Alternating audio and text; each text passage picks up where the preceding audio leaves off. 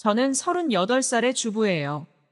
결혼한 지 8년 차, 두 아이를 연달아 낳아 기르다 보니 시간이 어떻게 흘러갔는지 모르겠네요. 남편과는 소개팅으로 만나서 1년을 잔잔하게 연애하다가 병들고 익숙해져서 결혼하게 되었어요. 뜨겁게 타오르거나 너무 설레어서 미칠 것 같은 연애가 아니라 그냥 시간이 흐르면서 자연스럽게 젖어든 편안한 만남이라고 해야 하나요? 그래서인지 연애 때부터 지금까지 남편에게 설렌 적은 없는 것 같아요. 더군다나 결혼하고 바로 아이가 생겨나 기르다 보니 딱히 신혼도 없었고요.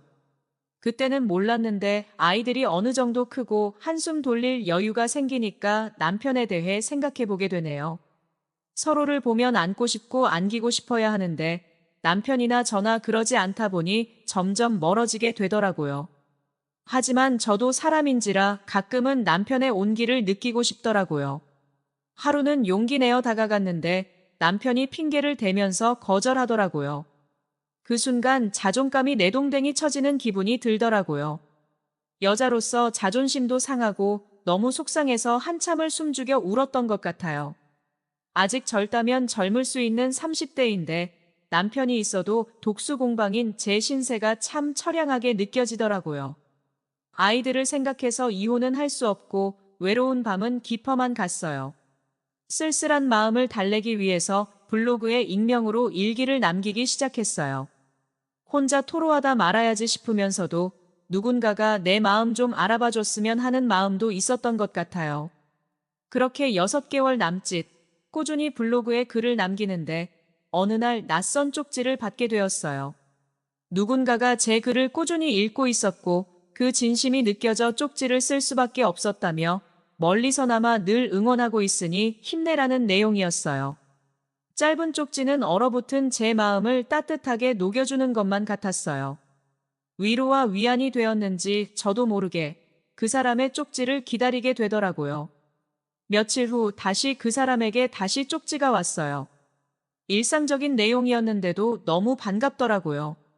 자연스럽게 다가오는 그 사람이 누굴까 궁금해서 타고 들어가서 그 사람의 블로그까지 가보게 되었어요.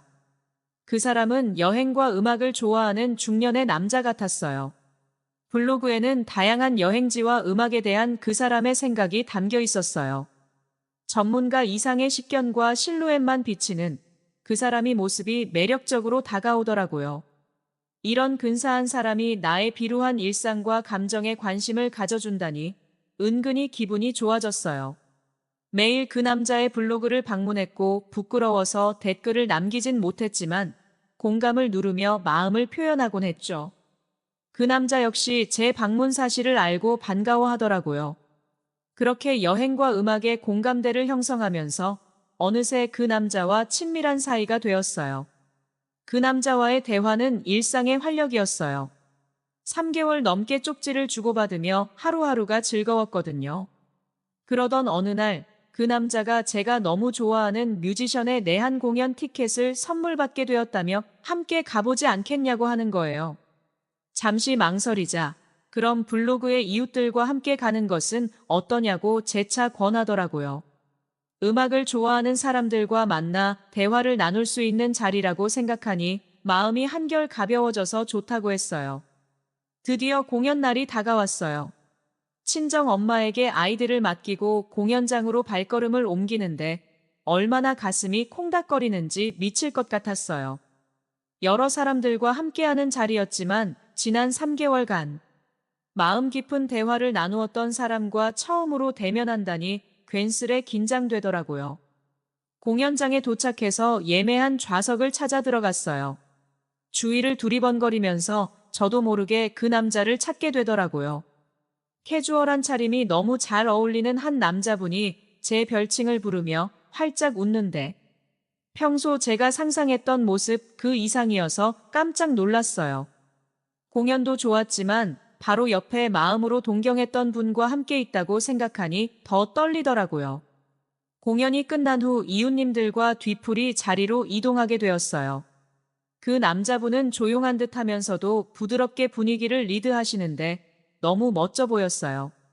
오랜만에 술을 마셔서 그런지 금방 취하고 어지럽더라고요.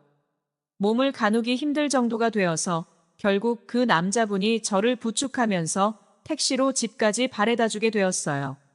미안하면서도 고맙고 설레고 좋더라고요.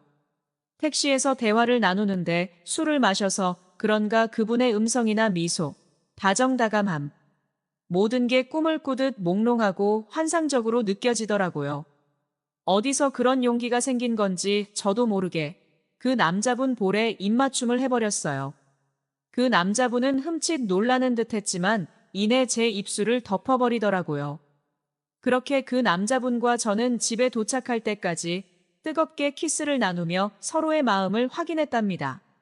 다음 날 술에서 깨고 순간 아차 싶었지만 이내 그 남자분의 연락을 기다리는 것을 보니 제가 빠져도 단단히 빠진 것 같았어요. 하긴 결혼하고 애 낳고 키우고 정신없이 살아오면서 이런 설레는 감정이 거의 처음이었으니까요. 그날 이후로 자석에 이끌린 듯 그 남자분과 수시로 연락하며 자주 만나게 되었어요. 그러다가 결국 그 남자분과 저는 선을 넘고 말았어요.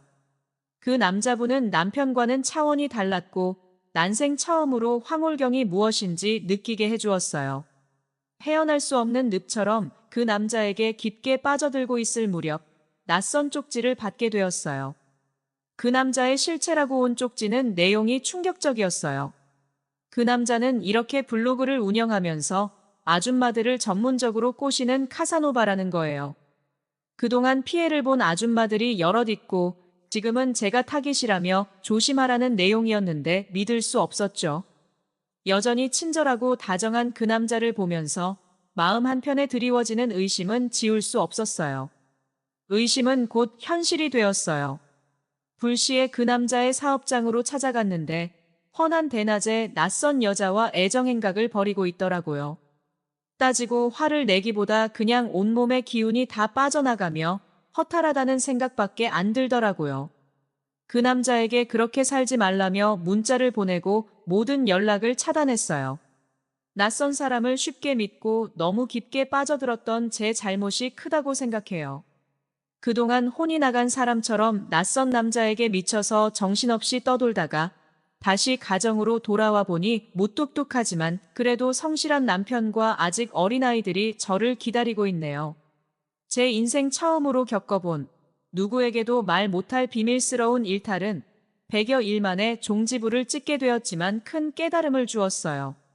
일상이 지루하고 힘들다고 해서 앞으로 무책임한 행동은 하지 말아야겠다 싶어요. 그래도 두 아이의 엄마이고 어른인데 부끄럽네요. 앞으로는 외롭고 힘든 감정에 매몰되기보다 새로운 것을 배운다든지 하면서 긍정적인 쪽으로 해소해 보려고요. 오늘의 사연 여기까지입니다. 구독, 좋아요로 응원해 주세요.